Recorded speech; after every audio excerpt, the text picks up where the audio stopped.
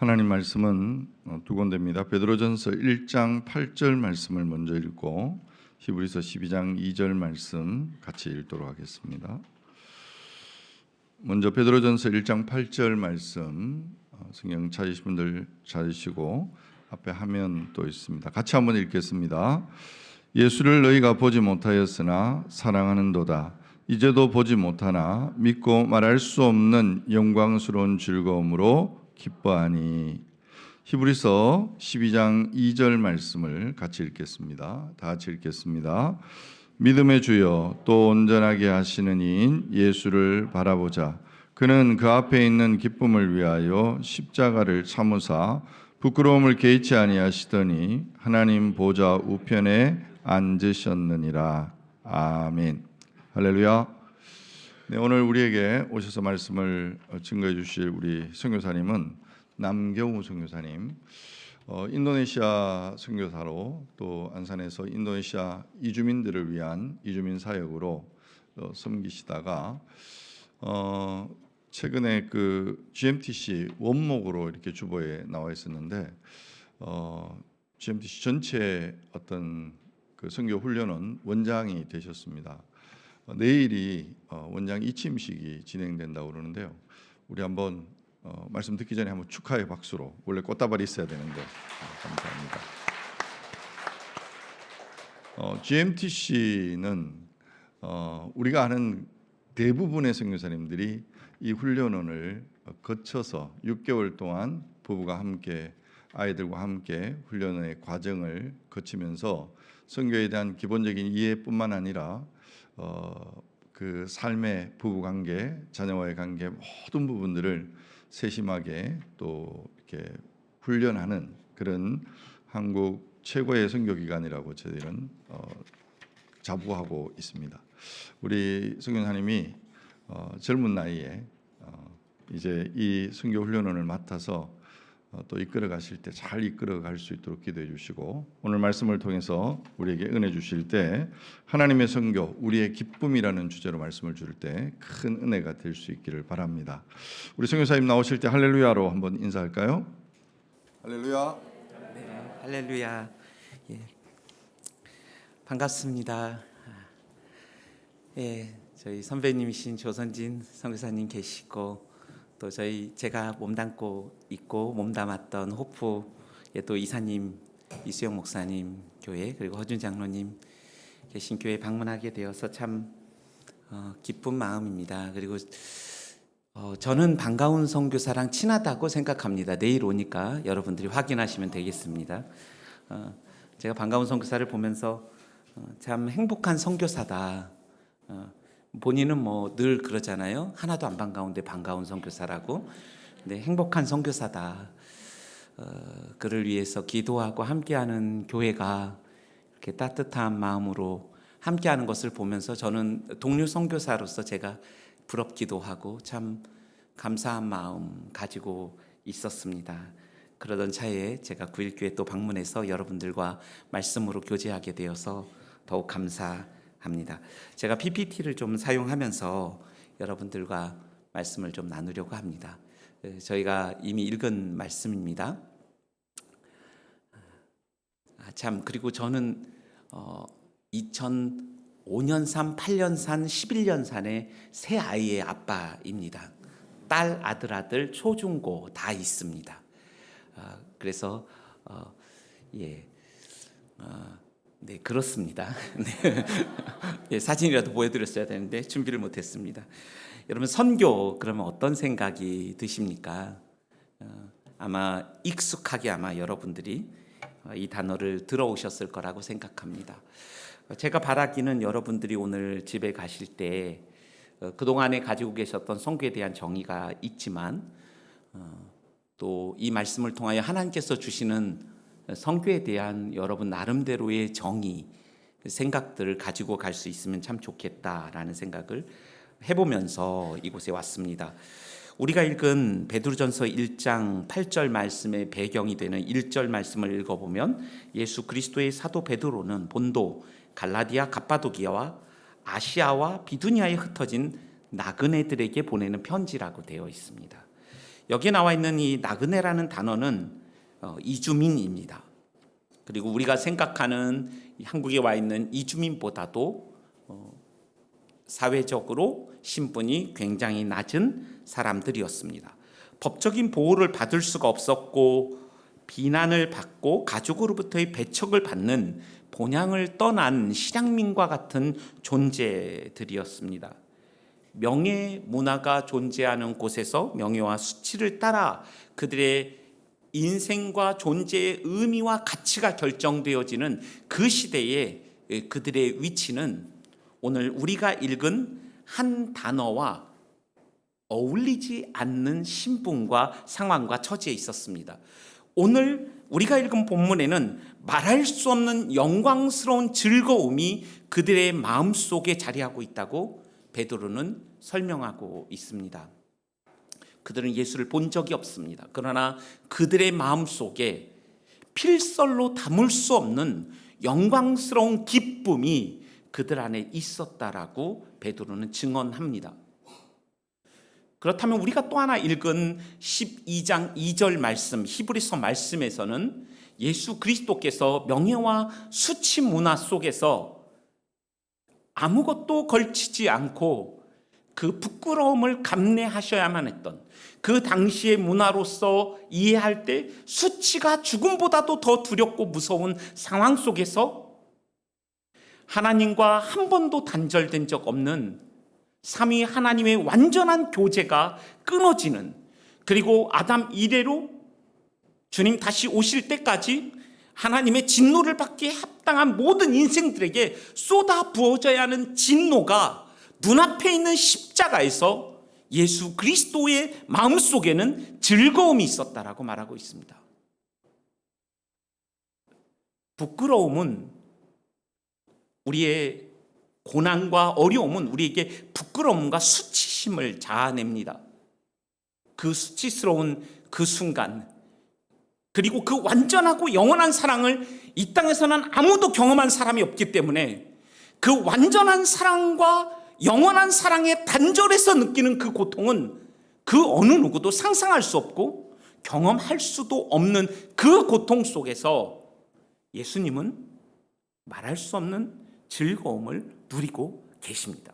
앞에 있는 즐거움, 그것은 여러분과 제가 하나님과 원수되었던 우리가 화해되고 하나님과 관계가 회복되어지는 그 앞에 있는 그 즐거움을 바라보시면서 그 수치와 부끄러움과 아픔을 감내하셨다고 말씀하고 있습니다. 이 두 단어는 원어상 똑같은 단어입니다. 즐거움, 기쁨이 흩어진 나그네들 안에 자리했고 십자가 앞에, 죽음 앞에 있는 예수의 마음속에 자리했다라고 말하고 있습니다. 예수님은 이 땅에 선교사로 오셨습니다. 그리고 그는 이 선교의 사역을 다 이루는 그 마지막 그 시점까지 그의 마음속에는 기쁨이 자리했다라고 성경이 증언합니다. 흩어진 나그네로서 법적인 보호를 받을 수 없는 그 고통 속에서 자신의 정체성이 흔들리고 의심되어지는, 그리고 수많은 사람들의 비하와 멸시 속에서 살아가는 그들이 선교적 존재로서 잃어버리지 않았던 하나의 정서가 기쁨이라고 말하고 있는 것입니다.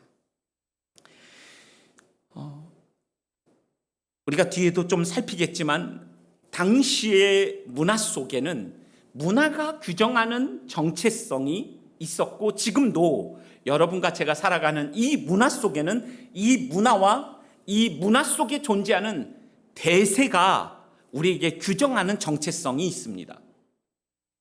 고린도 교회를 바라보면서 바울이 보았던 그 시대의 히브리인들과 헬라인들의 문화적 정체성은 지혜와 능력이었습니다.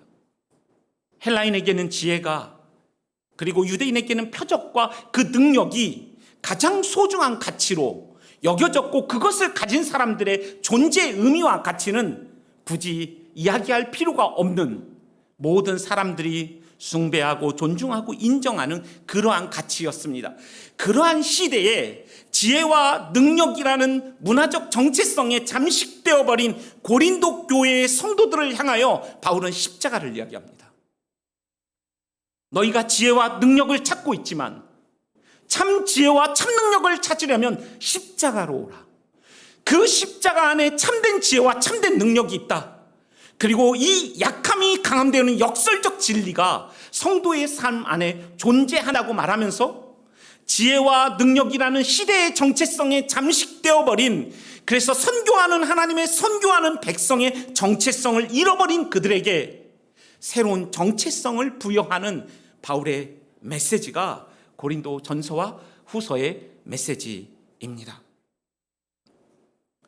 어쩌면 오늘 이 시대도 지혜와 능력을 숭상하고 지혜와 능력의 또 다른 이름의 문화적 정체성이 하나님, 선교하는 하나님의 선교하는 백성들의 정체성을 잠식하고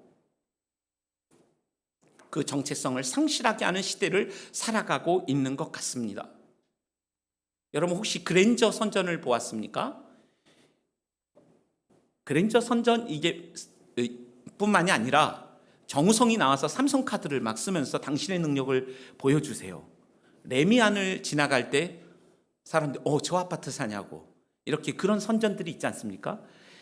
그랜저 선전을 보니까요, 한 그랜저를 몰고 가는 아들이 엄마를 오랜만에 찾아오는 겁니다. 시골로. 그런데 엄마랑 전화를 하는데 넌 도대체 뭐 해 먹고 사는 거냐? 엄마가 걱정을 하는데 나 유튜버야 엄마. 근데 엄마는 유튜버라는 단어를 모릅니다. 그게 뭐 하는 거냐? 그 직업 생전 들어보지도 못한 직업. 그런데 아들이 왔어요. 그랜저를 타고 집 앞에 딱 서니까 엄마가 뛰어나오는 거예요. 이 아들을 보고. 그런데 엄마가 아들을 껴안는 게 아니라 그랜저를 껴안고 쓰다듬으세요. 그랜저를 팍. 그러면서 뒤에 한마디가 나옵니다. 석세스, 성공. 이렇게 한마디가 나옵니다. 그 선전 말고도 한 아이가 뒤에 이렇게 그랜저를 타고 있습니다. 그런데 아이가 막 생각하는 거예요. 아빠가 지금 야근할 시간인데 날 데리러 오다니. 아빠가 잘렸나? 초등학생도 안 돼 보이는 아이인데 며칠 전에 학회 때 아빠가 다 엄마들이 왔는데 아빠가 왔단 말이야. 그런 생각을 하면서 아빠가 잘렸나 보다. 당돌하게 아빠에게 이 아들이 묻습니다. 아빠 잘렸어? 그러니까 아빠가 말합니다. 아니야, 아빠 진급했어. 석세스, 성공. 이렇게 그랜저 선전이 나옵니다. 이 시대의 문화적 정체성을 이야기하고 있는 것이 아닌가. 어쩌면 교회에 우리가 하나님의 백성으로 살아가면서 우리도 은밀하게 또아리를 틀고 우리의 중심 속에 세상이 이해하는 지혜와 능력과 성공이라는 가치가 우리의 기쁨을 빼앗아 버릴 때가 종종 있는 것을 우리는 경험하지 않습니까? 그런 의미에서 오늘의 이 베드로 전서와 히브리서가 이야기하는 성도의 참된 정체성과 그 정체성 안에 우리가 간직해야 하는 하나의 정서, 그 기쁨과 즐거움을 이야기하고 있습니다. 저는 이 베드로 전서에 흩어진 나그네를 모든 성도가 아버지께서 나를 세상에 보내신 것처럼 나도 너희를 세상에 보낸다는 말씀과 같이 선교적 존재로서 그들이 사회적 신분으로는 하층민이었지만 어떠한 정체성을 갖고 살았으며 그 정체성을 갖고 살았을 때 그들은 어떤 삶을 살았으며 어떠한 영향을 끼쳤는지가 베드로전서에 대한 설명이라는 생각을 해보게 됩니다. 미리 말씀드리자면 왕같은 제사장이며 거룩한 나라이며 하나님의 소유된 보배로서 그들이 이 시대가 규정한 자신의 정체성을 마다하고 하나님이 규정하신 그 정체성에 매여서 그 하층민의 삶을 살아갔을 때 선한 양심과 선한 행실을 통하여 그들이 하나님의 선하심과 아름다움을 증거함으로써 사람들이 당신의 소망에 관한 이유는 무엇입니까? 라고 묻게 되어지는데 이를 어떤 삶을 생각한다면, 그리고 온유함과 떨림으로 내가 믿는 그리스도가 누구시며 그 그리스도가 행하신 일이 무엇이며 그분이 얼마나 선하고 아름다운 분이신지를 증언하는 단지 입으로 증거하는 삶이 아니라 존재론적으로서 증인이 되어지는 그러한 삶을 보여주는 말씀이 오늘 읽은 본문의 말씀입니다. 우리도 동일하게 흩어진 나그네로 하나님의 선교하는 백성으로 이 땅이 전부가 아님을 분명히 믿고 이 땅을 살아가야 하는 나그네로서 어떠한 선교적 삶을 살아가야 하며 그 선교적 삶을 살아가는 분명한 시대가 규정한 정체성이 우리의 정체성을 규정하지 않고 선교하시는 하나님의 선교하는 백성으로서 샬롬과 성령을 주시며 아버지께서 나를 보내신 것 같이 나도 너희를 이 세상의 한복판으로 소금과 빛으로 존재하라고 부름받고 보냄받았다는 인식 속에서 살아갈 때 우리는 선교를 어떠한 정서를 가지고 대하여야 하는지를 생각해보게 되는 말씀이 오늘 읽은 본문입니다. 그런 의미에서 선교에 대해서 우리가 같이 한번 잠시 생각해 보겠습니다.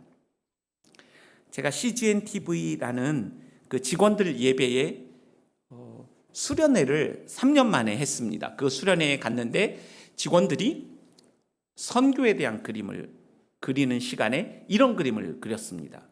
조이풀 선교사, 기쁨이 충만한 선교사입니다. 너무 좋지 않습니까? 기쁠 이자에 우거질 불자도 있습니다. 그러니까 기쁨이 우거지는 선교사.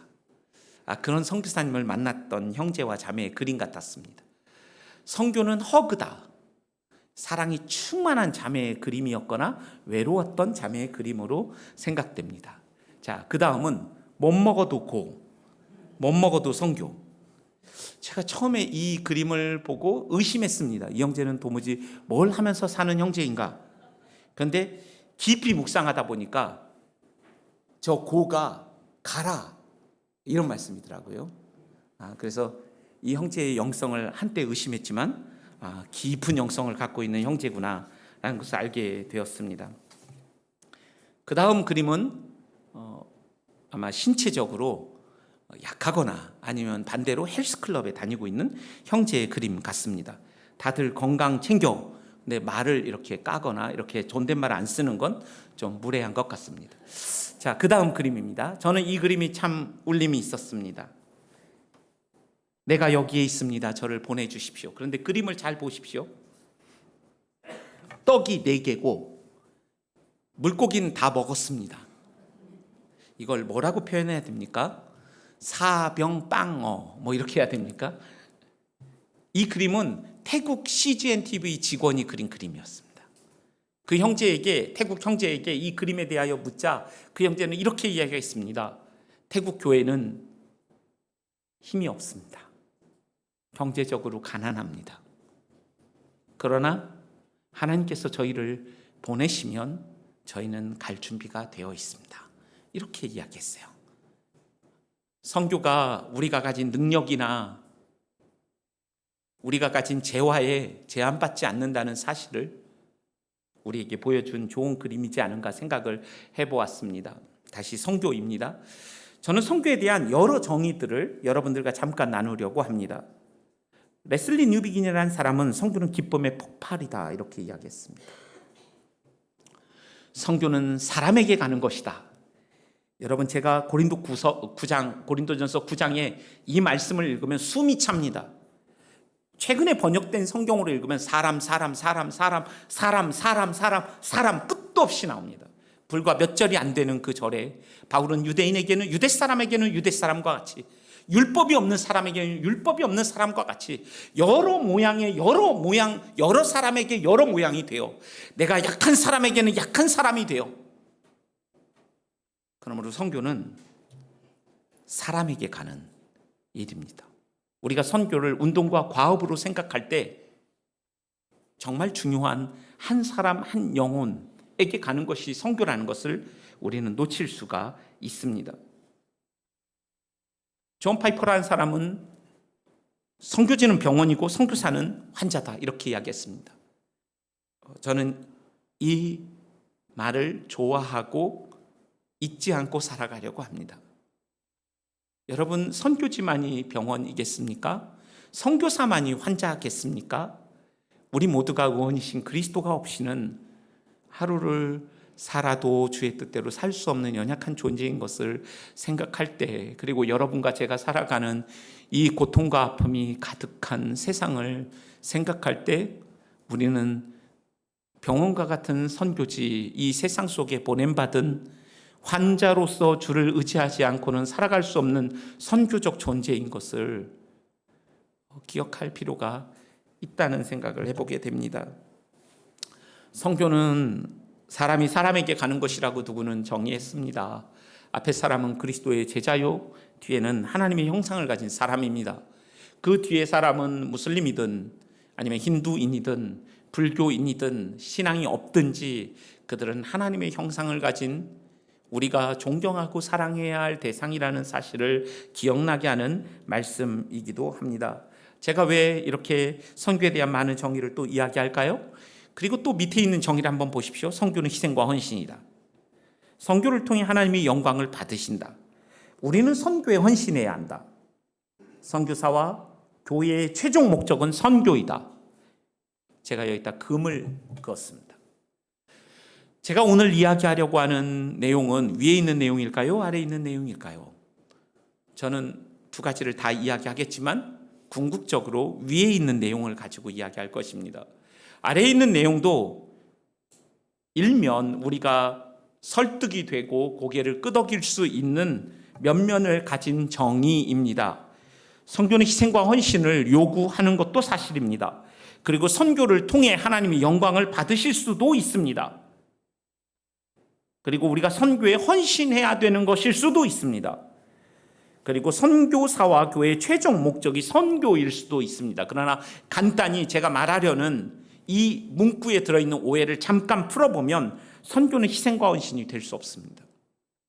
그 이유에 대하여 조금 분량을 할애하여 말씀드리겠습니다.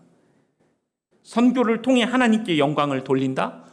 선교 자체가 하나님을 영화롭게 할 수 없습니다. 선교하는 주체인 우리의 존재가 하나님과 어떤 관계에 있는가에 따라서 우리의 선교가 하나님을 영화롭게도 할 수 있지만 하나님의 명예에 누를 끼치기도 하기 때문입니다. 우린 선교에 헌신해야 한다? 선교는 예수님이 오면 끝납니다. 우리가 헌신해야 할 대상은 선교가 아니라 선교의 주체이신 그리스도일 뿐 아니라 삼위 하나님일 뿐 아니라 복음에 헌신해야 합니다. 선교사와 교회의 최종 목적이 선교가 될 수 없는 이유는 선교는 이 땅에서 그리스도가 오시는 날 끝나기 때문입니다. 제가 왜 이렇게 선교에 대한 정의에 대한 이야기를 여러분들과 하고 있는 것일까요? 선교에 대한 정의가 너무나 중요하기 때문입니다. 이 정의에 따라서 우리가 선교하는 태도와 자세가 결정될 뿐 아니라 선교의 방법과 선교의 내용이 달라지기 때문입니다. 그래서 저희가 이런 그림을 자주 사용합니다. 여러분 글씨가 다 잘 안 보이지만 가장 큰 원은 하나님의 선교입니다. 이 말은 선교의 주인이 누구인가? 선교의 주인은 하나님이신 것을 보여줍니다. 하나님은 쉬지 않고 졸지도 아니하시고 자신의 영광을 위하여 지금도 열정적으로 그 영광을 위하여 일하고 계십니다. 그 하나님의 선교에 우리의 교회와 또 교회인 여러분들 그리고 저가 선교 사역들이라고 일컬어질 수 있는 다양한 사역 가운데 지금 우리의 시간과 우리의 삶이 담긴 시간과 물질과 우리를 드리는 영광을 누리게 됩니다. 이 그림을 조금 확장해서 우리가 좀 보면 이 가운데에는 하나님이 선교하시는 것이라면 그러면 우리가 할 일은 없는 것인가? 그런 오해를 줄 수 있는 문구가 하나님의 선교인데 그렇지 않습니다. 하나님의 놀라운 경륜 속에서 자신이 이루어 가시는 하나님의 주권적인 그 선교 가운데 우리를 초청하시는 것입니다. 누구를 초청하십니까? 제자를 초청하십니다. 이 빠른 고백으로서 내가 그리스도를 주라고 부르는 그러한 자들이 아니라 내 인생에 하나님의 진노를 받기에 합당한 존재로서 나를 인식하고 그리스도의 은혜가 없으면 살아도 죽어도 소망이 없고 그래서 그리스도를 내 시간과 물질과 모든 결정의 주인으로 인정하고 순종하며 살아가기를 애쓰는 제자를 통하여 하나님은 자신의 선교에 참여하게 하십니다. 그래서 이 땅이 전부가 아니라는 분명한 역사 은식 속에서 생명의 말씀을 붙들고 다름질하며 수고한 것이 헛되지 않도록 그리스도의 나라에 자랑할 것들을 소망하면서 지금 내가 하고 있는 무의미한 것 같고 너무나도 작은 일 같은 이 모든 일들이 주님이 다시 오시는 날에 그분 앞에 서게 될 날들 생각한다면 이것이 무의미하지 아니하고 가치 없지 않다라는 분명한 인식 속에서 하나님의 선교에 교회가 그리고 교회인 우리가 참여하는 것을 설명해주는 그림이라고 볼 수 있겠습니다. 그러므로 교회와 교회인 여러분과 저는 깍두기입니다. 전문 용어죠. 어렸을 때 깍두기 아시죠? 들러리? 뭐 이런 단어로 우리를 생각할 수도 있겠습니다. 그러나 그 깍두기가 좀 부정적이지 않습니까? 유약하고 게임 못하는 애들 이 원플 원으로 껴주는 뭐 이런 것처럼 하는데 그런 깍두기가 아니라 너무나 영광스러운 주님의 일에 초청을 받아 그 일에 참여하는 그러한 존재로서 우리가 하나님의 선교를 이해할 수 있습니다. 너무나 작은 글씨로 써서 너무 죄송한데요. 그냥 제가 한 문장을 읽겠습니다. 선교의 가장 심오한 변화, 21세기의 선교에 있어서 하나님의 선교라는 이 단어가 우리에게 주었던 선교에 대한 새로운 이해를 이렇게 설명할 수 있겠습니다. 선교의 가장 심오한 변화는 예수님의 지상 명령에 대한 인간의 순종이라는 관점에서 삼위일체 하나님의 선교에 우리가 초대받아 참여하는 것으로서의 전환이 우리 가운데 일어났다라고 볼 수 있습니다. 그래서 선교하는 교회와 선교적 존재에는 차이가 있습니다. 우리가 교회의 다양한 일들 가운데 하나로서 선교에 참여하는 것은 선교하는 교회이겠죠. 그러나 선교를 우리의 본질로서 이해하고 이 땅에 그리스도가 선교사로 오셔서 세운 이타적, 유일한 이타적인 공동체로서 교회를 세우시고 이 땅에 선교사가 몸으로써 하나님의 몸된 공동체 교회가 태어남으로써 우리가 이 땅에 그리스도인으로 존재하게 되었다는 면에서 우리 존재 자체가 선교적 존재라는 것을 인식하는 것입니다. 교회가 왜 생겼고 왜 교회가 유지되고 있고 그러한 본질적인 질문 속에서 선교하시는 하나님의 선교하는 백성으로서 교회가 세상 한복판에 있다라는 사실을 인식하는 교회이겠죠. 그러니까 선교를 하는가 안 하는가 이런 차원보다 더 본질적으로 우리의 존재가 선교적 존재라는 그 이해 속에서 선교 사역에 우리의 삶을 우리의 사역을 드리는 것 선교적 교회라고 말할 수 있겠습니다. 그래서 우리의 많은 어떤 선교 행위와 어떤 사역들이 우리의 본질을 규정하는 것이 아니라 우리가 어떤 존재인가에 대한 깊은 인식으로부터 우리의 선교가 나오는 그리고 우리의 선교와 선교의 사역들을 이 본질에서 계속적으로 반성하고 성찰하는 그러한 선교적 존재로서의 교회가 우리에게 그런 정체성이 있으면 참 좋겠다라는 생각을 해보게 됩니다. 그렇다면 앞서 말씀드린 선교가 왜 희생과 헌신이 아닌가를 조금 이야기 드리려고 합니다. 보겠습니다. 왜 선교는 희생과 헌신이 될 수 없겠습니까? 하나님은 무엇이 부족하여 사람의 손으로 섬김을 받으시는 분이 아니시기 때문입니다. 하나님은 자충족하신 분이십니다. 여러분과 제가 선교하지 않으면 하나님은 부산 앞바다의 돌들을 들어 찬송과 영광을 받으실 것입니다. 제가 대구에 무슨 강을 이름을 알았다면 그 강의 이름을 들었을 텐데 대구에 대한 지식이 짧습니다. 다음엔 배워서 꼭 대구의 예를 쓰겠습니다. 뜬금없는 부산 얘기해서 죄송합니다.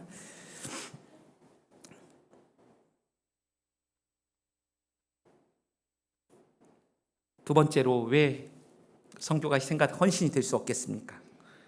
여러분, 제가 참 좋아하는 교리 문답 중에 하이델베르 교리 문답이 있습니다. 여러분도 한번 질문해 보십시오. 삶과 죽음 안에서 당신의 유일한 위로는 무엇입니까? 종교개혁 전에 성경을 볼 수 없었던 그들에게 성경을 체계적으로 가르치기 위해서 올레비아누스와 우르시누스라는 사람이 이 교리 문답을 만들었는데, 첫 번째 질문이 이것입니다. 당신의 삶과 죽음 안에서 유일한 위로는 무엇입니까? 복잡해 보이지만 그들에게는 적어도 이 답이 심플했던 것 같습니다. 우리가 그리스도의 것이 되었다는 것입니다. 그들은 주석서에 이렇게 세 가지로 설명을 하더라고요. 우리가 그리스도의 것이 됐다는 의미가 무엇인가? 우리가 그리스도와 연합되었다는 것이다. 우리가 그리스도 안에 있고 그리스도가 내 안에 있으며 우리는 그리스도를 닮아간다. 두 번째로 하나님과 원수되었던 우리가 화해되었다. 세 번째로는 하나님의 그 영원하고 완전한 사랑을 받고 있다. 여러분, 우리가 그리스도의 것이 되었다면 우리의 무엇을 드리면서 우리가 누가 먼저 하나님께 구워드려 답례로 받은 사람이 누가 있는가? 어느 누가 하나님께 먼저 구워드려 되갚음을 받은 사람이 있겠는가? 이 말씀이 어디에 나오는 말씀입니까? 로마서 11장에 35절, 그러니까 36절에 모든 것이 하나님으로부터 오고 하나님으로 말미암고 하나님께 돌아간다는 그 최고의 송영 앞에 나와 있는 말씀이 이 말씀입니다. 로마서 1장부터 로마서 11장에 이르기까지 그 영광스러운 복음이 선포된 이후에 하나님의 주권에 대한 그 설명 앞에 누가 먼저 하나님께 구워드려 되갚음을 받은 자들이 있는가? 성경의 놀라운 선언입니다. 우리는 하나님께 시혜자가 될 수 없습니다. 우리가 누리는 모든 것들이 하나님으로부터 왔고 하나님으로 말미암고 있습니다. 그러므로 선교는 희생과 헌신이 될 수 없습니다. 우리가 그의 것이 되었기 때문입니다. 이것을 잘 이해했던 셔우드 홀 선교사, 남편을 잃고 캐나다로 돌아갔을 때 하나를 임신하고 있었고 아들이 있었던 것으로 기억합니다. 다시 주님의 음성을 듣고 그는 남편을 묻은 조선 땅으로 와서 대대에 이어서 의사로서 사역을 했던 이들의 묘비에는 우리가 살아도 주를 위하여 살고 죽어도 주를 위하여 죽나니 그러므로 사나 죽으나 우리가 주의 것이다. 여러분, 우리가 주님의 것이라는 사실이 진짜 위로가 됩니까? 내가 누군가의 사랑과 인정을 못 받을 때 얼마나 힘듭니까? 그러나 우리가 기도의 자리를 찾지 않고 우리를 기다리시는 하나님을 참 외면하고 하나님 외에 너무나 많은 인정과 위로를 찾아 살아가고 있지는 않은가를 자주 생각해 보게 됩니다. 이 말씀이 정말 더 깊은 위로가 되었으면 좋겠다는 소망이 있습니다. 하나님이 우리를 사랑하신다는 한 가지 사실 때문에 결핍이 가득한 이 땅에서 우리가 다윗처럼 고백할 수 있겠습니까? 여호와는 나의 목자시니 내가 부족함이 없습니다. 진짜 그 고백을 우리가 할 수 있다면 하나님은 영광을 받으실 것입니다. 우리가 무엇을 해서 하나님의 사랑을 더 받거나 무엇을 덜 해서 하나님의 사랑을 덜 받는 존재가 아니라는 것을 그리스도의 복음은 우리에게 가르쳐 주죠. 우리가 어떤 존재인지를. 베드로 전서의 사회가 규정한 그 정체성에 흔들리지 않고 그것들을 취할 수 없고 하나님이 부여하신 정체성을 갖고 살아가는 백성, 430년 노예 생활을 했던 그들에게 창세기 말씀이 주어졌을 때 이 모세오경의 첫 번째 수신자인 그 430년의 노예들에게 너희는 하나님의 형상이라는 이 정체성, 아버지도 노예고 할아버지도 노예고 고조할아버지도 노예고 내 인생에 아무런 소망이 없고 한 달에 한 번 고기 먹는 것으로 가장 큰 기쁨을 삼고 살아가던 그들에게 하나님은 새로운 정체성을 주시는 거죠. 고대의 그 인간관 속에서 그냥 저 나일강에 물이 차오르면 물이 넘치지 않도록 그 강의 모래나 퍼내는 그런 존재로서 인간을 이해했던, 그리고 해와 달과 별을 신으로 섬기고 태양신인 바로를 신으로 섬기고 살아가던 그들에게 하나님은 새로운 정체성을 주시는 거죠. 하나님의 형상이라는, 사람이 무엇이간데 우리를 생각하시며 찾아오시나이까. 영광과 존귀로 우리의 관을 씌우셨나이다. 그러한 정체성 속에서 우리 자신을 새롭게 바라볼 수 있다면 이것은 삶과 죽음의 영원한 위로죠. 우리가 그리스도의 것이 되었다는 것. 그러므로 선교는 희생과 헌신이 될 수 없습니다. 그리고 하나님의 사랑을 우리가 어떻게 다 이해할 수 있겠습니까? 우리가 오늘 소리를 높여 찬양했던 것, 하늘을 두루마리 삼고 바다를 먹물 삼아도 아무 일을 하지 아니하여도 의롭지 아니하고 경건치 아니한 자를 의롭다 하시는 이를 믿는 것을 의로 여기신, 아무런 조건이 없는, 그것도 그리스도 안에서 영원전에 창세전에 우리를 고이 품으셨던 그 영원하고 완전한 그 하나님의 사랑을 생각할 때 어떻게 우리가 선교를 희생과 헌신이라고 감히 이야기할 수 있겠습니까? 제가 보여드리는 이들의 그림은 선교사의 그림입니다. 데이빗 리빙스턴의 그림이고 윌리엄 캐리의 사진입니다. 아내가 중풍에 걸리고 자식을 잃어버리고 또 아내의 정신질환 속에서 선교를 감당했던 윌리엄 캐리, 아프리카 선교의 아버지인 데이빗 리빙스턴, 이런 사람들의 이야기를 보면 이들이 선교를 희생이라고 생각하지 않았던 것은 너무 분명합니다. 캠브리지에 와서 선교에 대해 강의할 때 이 데이빗 리빙스턴에게 청년들은 질문합니다. 선교사님의 삶을 보니 희생이란 단어가 생각납니다. 희생에 대하여 설명해 주십시오라고 말했을 때 그는 이렇게 말했습니다. 저는 희생한 적이 없습니다. 제가 그리스도를 섬긴 것은 제 인생의 최고의 기쁨이었습니다. 윌리엄 캐리는 성경을 29개 번역하고, 그러니까 요즘에 몇십 년 해야 신약 성경 한 권 다 봉헌하더라고요. 그런데 자기 혼자 29개 성경을 번역해 하면 후배들은 어떻게 하라는 겁니까? 저 선교사가 좋은 선교사입니까? 나쁜 선교사입니까? 그리고 동물도감, 식물도감 이런 것도 쓰셨어요. 왜 다른 업종까지 진출하셔서, 동종업계도 아닌데 왜 그러신지 모르겠습니다. 그러나 저분의 인간적으로 한없이 높임을 받기에 부족함 없는 저의 사람의 묘지에는 불쌍하고 가련하고 보잘것없는 이가 주님의 친절한 품에 안기나이다. 자신을 어떻게 이해했습니까? 복음 앞에 내가 얼마나 참 보잘것이 없는 자인가. 그러한 나를 부르셔서 하나님의 자녀로 삼으신 것에 대한 무한한 찬송, 그 감사가 배어 있습니다. Till he comes. 양화진의 14살짜리 아이를 묻었던 아빠의 마음에 있었던 묘지의 그림이고, 그날 태어나서 그날 죽은 데르마르 아이스인가요? 그 이름 아이의 묘지입니다. 그리고 선교 헌신이 될 수 없는 이유는 선교는 언약이기 때문입니다.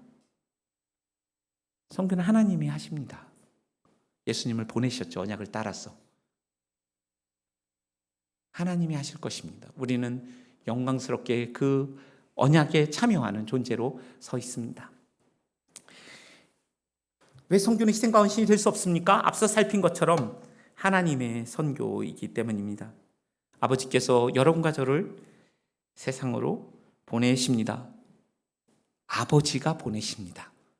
그리고 양과 같은 존재로 보냅니다. 강하고 힘있고 돈으로 우리가 선교하는 존재가 아니라 하나님을 의존하지 않고서는 하루 한시를 살 수 없는 양 같은 존재로 우리를 세상에 보내신다고 말씀하십니다. 우리는 그의 기르시는 양이며 그의 우리 안에 있는 양으로서 무지하고 연약하지만 그 약함 때문에 하나님을 의존할 수밖에 없었다면, 그 약함이 우리로 하여금 주님 앞에 무릎 꿇고 선교적 삶의 선교적 존재로 참여하게 하였다면 그 약함으로 인하여 주님을 찬양할 수 있고, 환난 날에 너희는 나를 부르라 그리하면 너희가 나를 영화롭게 하리라는 말씀처럼 우리가 부르짖으면 부르짖을수록, 우리가 그분을 의존하면 의존할수록 주님을 영화롭게 하는 선교적 존재로서의 삶이 가능하다는 사실을 우리가 생각한다면 선교는 희생과 헌신이 될 수 없습니다. 그리고 선교는 선교 행위를 통해 하나님을 영화롭게 하는 것이 아니다 라고 저는 이야기했습니다. 한번 보십시오. 이 그림을. 이 그림이 바뀌었군요. 이걸 먼저 얘기하겠습니다. 선교에 헌신하는 것이 아니라 우리는 복음에 헌신하는 것이다. 이것은 제 한 복음에 관한 교재에서 제가 그림을 따서 그렸는데요. 여러분, 우리의 모든 성화, 그리스도를 닮아가고 그리스도를 위하여 일하는 모든 삶의 그 출발점과 그 근원이 어디여야 하냐면 하나님이 우리 가운데 베푸신 수동적인 의롭게 하시는 그 은혜와 우리를 양자되게 하신 그 지점이 되어야만 합니다.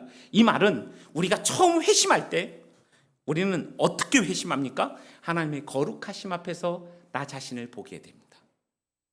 그러면서 내가 아무것도 한 것이 없지만 그리스도의 전적인 은혜로 말미암아 내가 의롭게 되었고 양자되었다는 거기로부터 우리의 선교적 삶이 나와야만 합니다.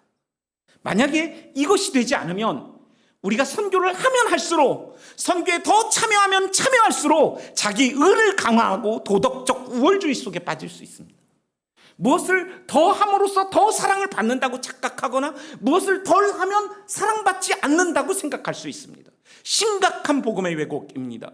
예쁜 짓을 해야 예쁨을 받는다고 생각하는 형제 자매들이 많습니다.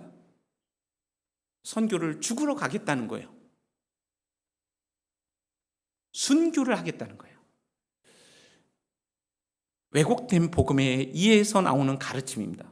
모 단체는 마치 그렇게 가르칩니다. 청년들을 동원하면서 최전방에 준비 없이 내보내고 너무나 무책임한 선교를 하는 우리의 형제들이 있습니다.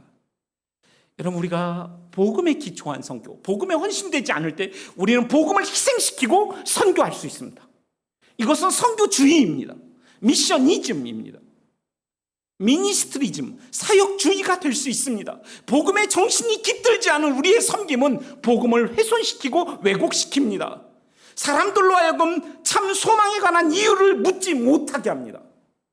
그들에게 그리스도에게 오게 하는데 우리가 통로가 되는 것이 아니라 장애물이 될 수도 있다는 사실입니다. 우리의 선교적 소명은, 성도의 소명은 영광스럽지만 위험합니다.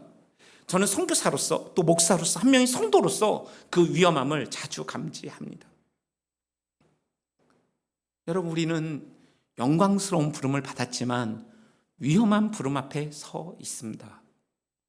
하나님의 반사체로 우리가 살아가야 하는 존재로 부름받고 보냄받았지만 우리가 순종하지 아니하고 그분의 통치를 받지 않을 때 우리는 여지없이 우리의 이기성을 드러내고 말 것이기 때문입니다.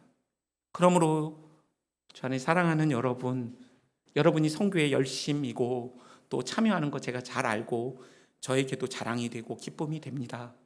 그러나 더 복음에 창념하고 또 날마다 복음을 우리의 주위 사람들에게 가르칠 뿐 아니라 우리 자신에게 일평생 가르쳐야 합니다.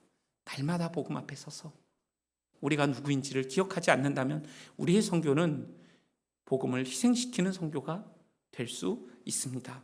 그렇다면 또 한 가지를 좀 생각해 보겠습니다. 그런 의미에서 제가 선교를 생각할 때 그리는 세 가지 그림이 있습니다. 마중물, 디딤돌, 그리고 소리입니다.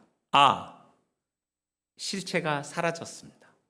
내가 실체가 아니어도 감사하고 내가 누군가에게 인정과 칭찬을 받지 못해도 괜찮은 소리로서의 삶. 누군가 나를 밟고 한 걸음을 갈 수 있다면 내 삶을 내어드리는 삶, 내 온 생애를 쏟아부어서 누군가가 너 때문에 살만 나고 너 때문에 살았다고 말할 수 있는 삶. 그것이 우리 자녀이든 우리 남편이든 아내이든 내 직장 동료이건 마중물과 같이 한 컵으로 내 삶을 쏟아부었지만 내 존재는 있는 듯 없는 듯 사라지고 희석되는 것 같지만 누군가는 나 때문에 목을 축일 수 있는 그러한 삶, 그것들이 복음을 이해하고 있는 선교적 존재로서의 삶이 아닐까 생각해 봅니다. 스리랑카의 목사 다니엘 닐스는 선교는 한 거지가 다른 거지에게 어디서 빵을 얻을 수 있는지 알려주는 것이라고 정의했습니다. 그럼 무슨 차이가 있습니까? 그냥 빵이 어디 있는지를 아는 것뿐입니다. 문둥병자들이 아람 군대가 성에서 배척받은 사람들 아니겠습니까? 자기들을 다 내친 사람들 아니겠습니까?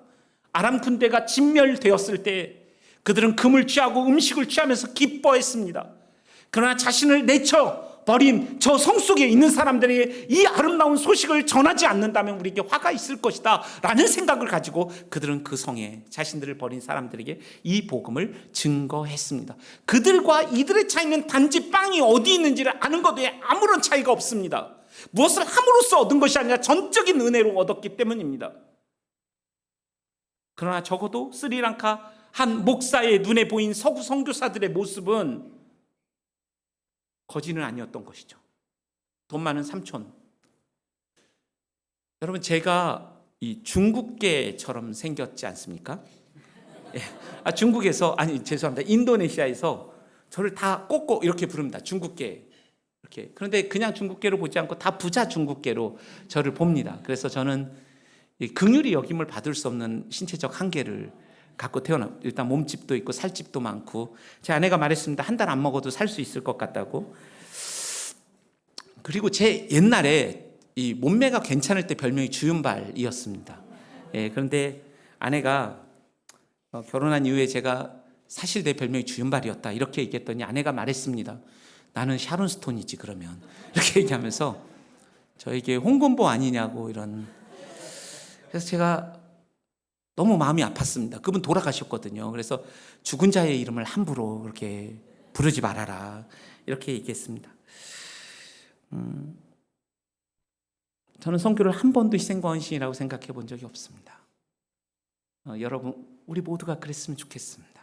앞서 말한 그런 복음에 대한 이해와 선교에 대한 성경적인 정의를 가진다면 우리가 하나님의 일을 할 수 있다는 것이 얼마나 영광스럽고 얼마나 복된 것인가 다시 한번 생각하지 않을 수가 없습니다. 여러분, 마지막 한 그림을 보여드리고 제가 잠깐만요. 이게 있군요. 이걸 말하고 하나의 그림을 보여드리겠습니다. 여러분, 우리가 세례 받을 때 합동 측 우리 성도님들은 웨스트민스터 신앙 고백 다 고백하셨을 것입니다. 인생이 제일 되는 목적이 무엇인가? 그를 영화롭게 하고 그를 영원토록 즐거워하는 것이다. 근데 존 파이퍼라는 사람은 조나단 에드워즈의 영향을 받으면서 이 두 문장을 하나의 문장으로 만들었습니다. 그분을 영원토록 즐거워함으로써 하나님을 영화롭게 한다. 그러니까 두 개의 문구가 각각이 아니라 하나의 문장이 될 수 있는 거죠. 굉장히 존재론적인 이야기를 하는 거죠. 우리가 하나님을 엔조잉하고 즐거워함으로써 그를 영화롭게 하는 것이다. 그래서 제가 선교 행위를 통해 하나님을 영화롭게 한다기보다 선교하는 주체는 하나님이시지만 그 주체의 부름과 보냄을 받은 우리의 마음속에 정말 하나님을 기뻐함이 있는가. 그러니까 우리는 자꾸 하나님을 기쁘시게 하는 것을 생각합니다. 우리가 선교지를 갈 때 무엇을 할 수 있을까를 생각합니다. 그러나 무엇을 받아야 되는가도 생각하는 겁니다. 수평적이기 때문에, 우린 똑같은 거지기 때문에. 선교에 대한 개념뿐 아니라 우리의 생각들이 굉장히 율법주의적인 경향이 있어서 무엇을 하는 것으로 자꾸 작동이 되지만 이 교리문답에 대한 새로운 해석을 따라 한번 생각해 본다면 정말 하나님을 즐겁게 하는 것은 내가 하나님을 기쁘시게 하기 위하여 무엇을 하는 것이 아니라 더 근원적으로 내가 하나님을 기뻐할 때에만 우리가 하는 행위가 하나님께 기쁨이 되는 거죠. 내가 그를 향한 기쁨이 없는데 억지로 막 하는 거예요. 그게 기쁨이 될까요? 제가 심부름을 시켰습니다. 저희 첫째 아들이 맨날 심부름만 시키고 그래. 짜증나. 안 했습니다. 그래서 둘째 아들이, 첫째 딸이 그랬고, 아니요, 딸보다 두 아들의 비유를 들겠습니다. 큰 아들은 그렇게 했습니다. 이렇게 네 가지가 좀 부족한. 그러나 둘째 아들은, 막내 아들은, 아빠, 나에게 심부름을 시키시다니 너무나 영광스러워요. 또 시켜주세요. 물론 우리 집에서 일어난 일도 아니고 역사상 존재하는 이야기가 아닙니다. 이거는 앞으로도 존재하지 않을 거지만 누가 그 아버지를 진짜 기쁘게 하는 겁니까? 말할 이유가 없습니다. 우리 안에 그 대상을 향한 기쁨과 사랑이 깊어질수록 우리가 하는 선교 행위는 그분을 영화롭게 하는 선교가 될 것입니다. 말씀을 이 표를 설명하면서 마치려고 합니다. 조나단 에드워드는 하나님의 영광에 대한 그림을 이렇게 그렸습니다. 첫 번째는 하나님으로부터 영광이 흘러나오는 겁니다. 그래서 그 영광이 발산됩니다. 이것은 마치 태양에서 열과 빛이 발산되는 것과 같습니다. 그런데 그 발산된 태양이 1도 빛이 없는 이 어두운 깜깜한 그 자체인 달에게 발산될 때 이 달은 그 태양으로부터 오는 빛을 받아서 반사합니다. 에드워드는 하나님의 영광이 이런 거라고 봤습니다.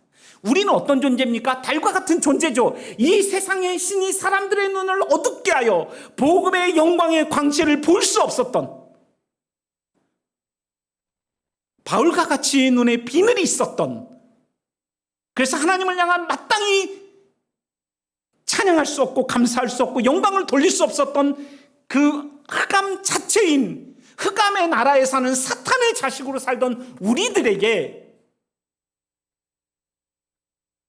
그리스도를 통하여 복음의 빛이 임함으로 말미암아 우리의 눈이 열리고 그 발산된 하나님의 영광을 우리가 보게 된 거죠. 그래서 그 영광을 날마다 그의 성품을 경험하는 만큼 우리는 하나님의 영광의 반사체로 사는 것이죠. 선교라는 것은 하나님의 영광의 반사체로서 그리스도의 제자된 자들이 그의 사랑과 그의 성품을 증거하는 일이기 때문에 선교적 존재로 부름받은 여러분과 제가 이러한 구도 속에서 우리의 정체성과 우리가 살아야 하는 삶을 다시 한번 생각해 볼 수 있는 것이죠. 베드로 전서에 그들의 삶은 사회적으로 존재의 의미와 가치를 인정받기에는 충분하지 않았지만 하나님이 주신 그 정체성을 가지고 하나님의 영광의 비추임을 받는 존재로서 그들이 그 삶을 이 세상의 대세 그리고 가치와 이 가치관에 잠식되어 버린 나의 그 정체성을 새롭게 할 때 선교하는 하나님의 백성으로서의 삶을 선한 양심과 선한 행동으로 말미암아 우리를 비방하는 자들이 부끄러워하고 우리를 통하여 우리에게 비추어진 하나님의 아름다움이 증거되어지는 그러한 역사가 선교하는 베드로 전서의 배경이 되는 나그네들에게 일어났던 것이죠. 말씀을 마치려고 합니다. 웨슬리 뉴비기는 교회 그리고 교회인 우리들의 하나님 나라의 맛보기요 사인과 표지와 일꾼이다 이렇게 정의했습니다. 여러분 맛보기를 아시지 않습니까? 어렸을 때 호박엿 장사가 오면 맛보기를 주지 않습니까? 그럼 어떤 일이 일어납니까? 우리 안에서 어떤 욕구가 생기죠. 집으로 달려가야 되겠다는 욕구, 그리고 집에 가서 어떤 물건이든 탈취해야겠다는 열망, 고무신을. 그래서 개들이 엄청 억울했잖아요. 아들, 딸들이 판 고무신 한 짝을 개들이 물고 갔다고 생각하고 개들을 팼던 우리 아버지, 어머니. 회개하셔야 됩니다, 그런 분들. 그리고 저는 누나의 사회과 부도는 학교를 거의 안 가지고 가거든요. 그 빳빳한 그 지도, 그거 갖다 팔고 내용물을 버리고 빈 병을 갖다 주는, 간장, 비싼 간장 그거 갖다 버리고 빈 병을 갖다 주는, 그리고 엄마가 이상하다 찾을 때 정말 모른 척하고 묵상하던 침묵으로. 그런 우리의 과거 회개해야 된다 다.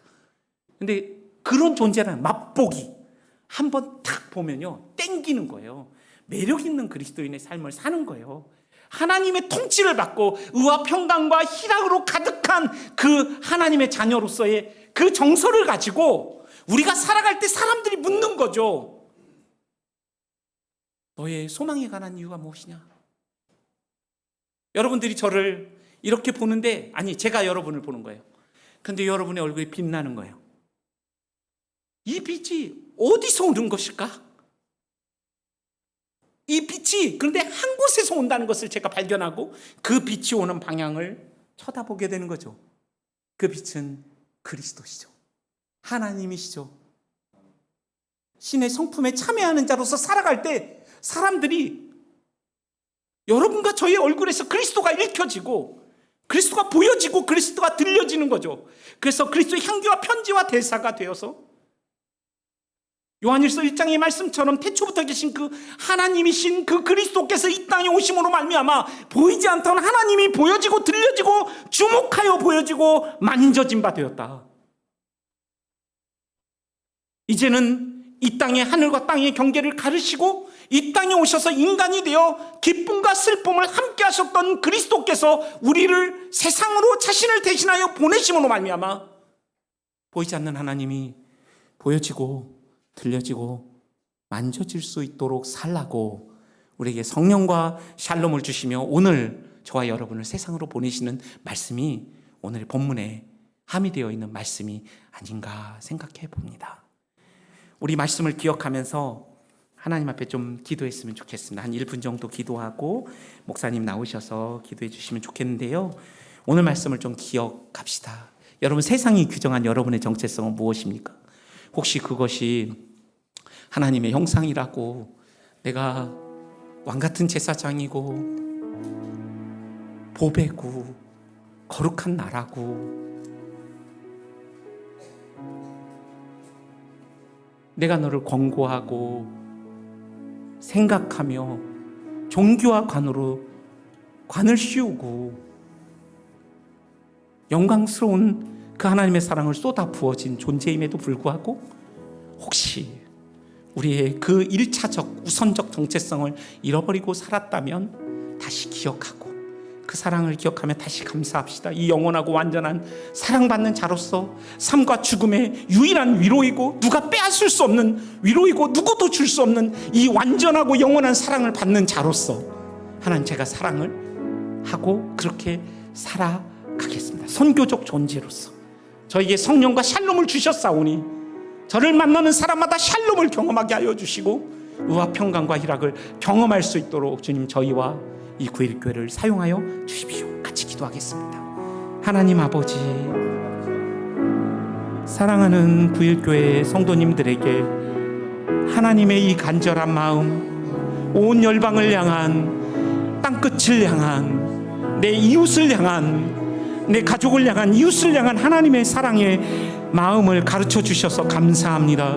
날마다 하나님의 사랑의 비추임을 받고 그 영광 안에 깃들어 있는 하나님의 선하심과 아름다움을 더 깊이 알고 그 긍휼과 사랑을 더 깊이 알아 우리가 만나는 사람들마다 이 말로 형언할 수 없는 하나님의 사랑을 보고 듣고 만질 수 있도록 우리의 삶과 사역을 사용하여 주시고, 굴교회의 삶과 굴교회가 보낸 하나님 배송교사님과 반송교사의 삶과 그 가족의 삶과 사역을 통하여 그 놀라운 일들을 이루시고 한 번도 하나님께 영광과 찬송과 감사를 돌린 적 없는 그들이 우리와 같이, 그들과 같이 하나님을 높이고 감사하고 찬양하는 놀라운 역사가 일어날 수 있도록 그들을 사용하시며 굴교회를 사용하시며 우리를 사용하여 주시기를 간절히 소원하며 기도합니다.